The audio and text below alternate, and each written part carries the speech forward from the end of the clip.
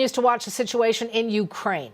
Canada's defense minister is in Europe again today, taking part in a meeting at NATO headquarters. So alliance leaders are getting together. They're keeping a close eye on the latest Russian military movements. NATO Secretary General says NATO battle groups are being established. He said these measures are necessary because Russia is using force to try to intimidate other countries in Europe. And here's what is interesting. He calls this, quote, the new normal. NATO remains prepared for dialogue. It is not too late for Russia to step back from the brink of conflict and choose the path of peace. NATO has sent concrete written proposals to Russia on transparency, risk reduction and arms control. We have yet to receive a response. NATO will not compromise on core principles: the right of each nation to choose its own path, and our ability to protect and defend all allies. Moscow has made it clear that it is prepared to contest the fundamental principles that have underpinned our security for decades, and to do so by using force. I regret to say that this is the new normal in Europe. For more on what's happening on the Ukraine story, our Chase team has reached Roland. He's a former foreign policy advisor to Prime Minister Justin Trudeau, also a professor of international affairs at the University of Ottawa's Graduate School of Public and International Affairs. Roland, always a pleasure to pick your brain, and I'm about to do that. We hear Jens Stoltenberg on the one hand saying NATO remains prepared for dialogue.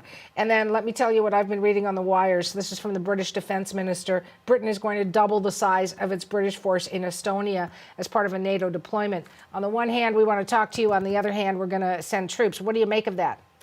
Well, this is an illustration of the resolve and dialogue approach that NATO has been taking. On one hand, saying to Russia that there will be very significant costs if Russia further invades Ukraine. On the other hand, reiterating again and again a willingness to engage in dialogue with Russia. This meeting is happening at a particularly important time. The situation is fluid and dangerous, and it's important that NATO continue to reaffirm its political unity in the face of this crisis, and I think that's what it's been doing so far in the meeting today. And if we could be, a fly on the wall, listen to what Vladimir Putin is saying to his close cadre of advisors, what would be the reaction in Russia? Because obviously, they're keeping on top of all of this. Well, I'm sure there are any number of Western intelligence agencies that would love to literally have a fly or bug in his office right now. I don't know what's going through his head, but I think that what's happened so far, and this has been an example of very effective leadership from the Biden administration consulting with its allies. The Biden administration has made it very clear to Russia what kinds of actions will produce certain kinds of responses. And those responses could include measures we haven't seen before, targeting Russian financial institutions, potentially imposing export bans on technologies to Russia, shutting down an enormous gas pipeline that is almost underway, increasing the presence of NATO troops in Eastern Europe, and potentially arming a resistance in Ukraine. So the message has been clear to Russia, while at the same time the United States has been attempting to avoid actions that would be seen as provocative by Putin. And so far, as Putin's been searching for weaknesses and gaps in the alliance has been standing pretty firm and calm and resolved. One of the firm things that I took as its resolution was the United States. There were many analysts there who were saying, today's a day. Russia's going to invade today. In fact, we ran some footage for our viewers, Roland, earlier today that in Ukraine, this is Unity Day. And, there are the officials singing the anthem, flying the flag. And they picked today because the U.S. had suggested that today was a day Russia was going to invade. What does that accomplish?